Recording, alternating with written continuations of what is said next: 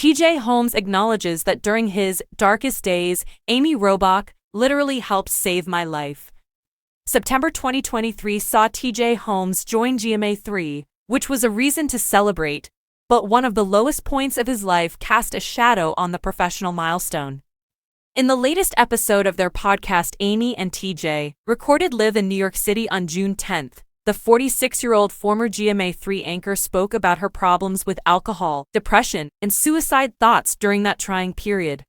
Holmes said that at one point, his mental state was so terrible that he ended up spending the nighttime hours sleeping on a bench on the street. "I had no idea how unfortunate I was," he said. "Because I didn't want to go home, I would wander the streets and travel back and forth in the middle of the night. I have literally passed out on a bench on 14th Street in Manhattan, which is just west of Union Square. You had never seen a destitute guy dressed so well as I did."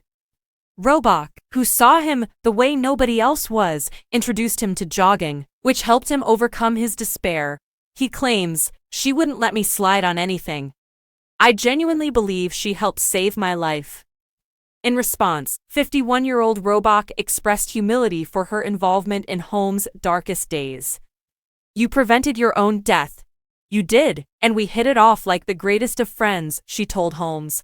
"Although we were close friends, it was incredible to see you grow into the greatest version of yourself after we began co-anchoring that program.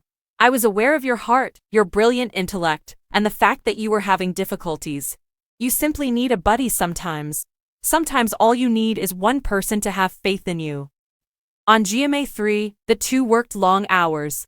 They arrived at the office at 5 a.m. and remained side by side until 11 p.m.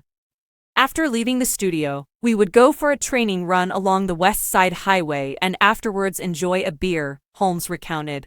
This was taking place on a daily basis. Thus,